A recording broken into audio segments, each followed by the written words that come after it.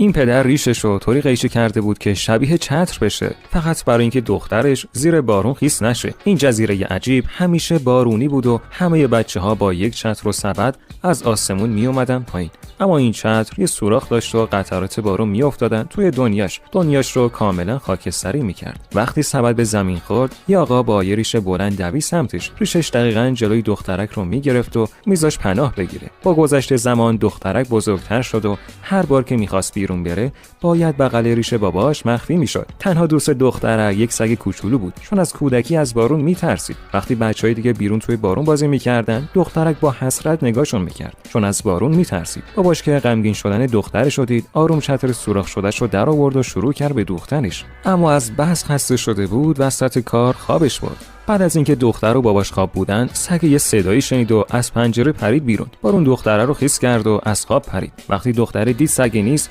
باباش رو که خواب بود بیدار کرد و رفتن دنبالش. رد پای سگ تا یک پل چوبی ادامه داشت، اما بعدش ناپدید شد. دخترک جلو دوید و تا یک قدمی لغزش رو افتادن توی رودخونه پیش رفت. باباش سری دسته چتر رو دراز کرد و دختره رو برگردون. اما یک تخته پل شکست و دختر پرت شد سمت پایین. دخترک وحشت زده بود. باباش چتر رو باز کرد و رفت زیرش. گفت همینجا بمون، من یه راهی پیدا میکنم. اما به محض اینکه باباش رفت، دختر قلاده سگشو روی شاخه درخت دید و دوید سمتش. یه باد تند چتر رو برد. دختر هم رفت زیر درخت و شروع کرد به گریه کردن.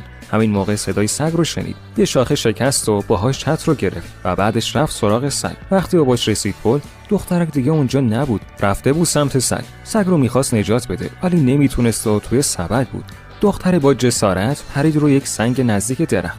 اما درست وقتی داشت میرسید، چترش گیر کرد به شاخه. در همون لحظه باباش پیداش شد، ولی سبد افتاد توی رودخونه و سگ کوچولو هم پرید تو آب. دختر با دسته چتر سبد رو قلاب کرد و کشید سمت خودش. با این کار ترسش از بارون ریخت و باباش با خوشحالی لبخند زد. پس گفتین یهو وای فایتون خراب شد. آره، اما انقدر برق میره میاد خودمونم داریم خراب میشیم. فکر کنم وای فای مونم یکم قدیمی شده. باش الان چکش میکنم ببینم چی شده. خیلی مردی استاد.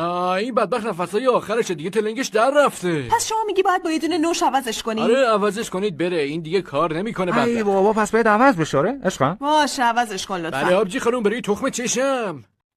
خب بالاخره تموم شد. بابت زحمتتون چقدر باید بهتون تقدیم کنیم؟ هزینه نداره خانم، جز خدمات اضافی فنش براتون بچسبه. شما... خب با اجازهتون من دیگه میرم. دست شما درد نکنه، لطف کردین. دمشون گرم، عجب خدمات خوبی دارن. قدیما تا یادم میاد اصلا اینجوری نبود. یه لحظه صبر کن. جان دلم خانم، مشکلی پیش اومده. چرا اینقدر مودم بزرگه؟ به خاطر چیز دیگه، چون آنتنش قوی تره برای همین بزرگتره. نگران نباش داداش، منم از همینا برده. آره بابا، اینا کلا اینطورین، هر چقدر قوی تر میشن جا بیشتر میگیرن. این که اشکالی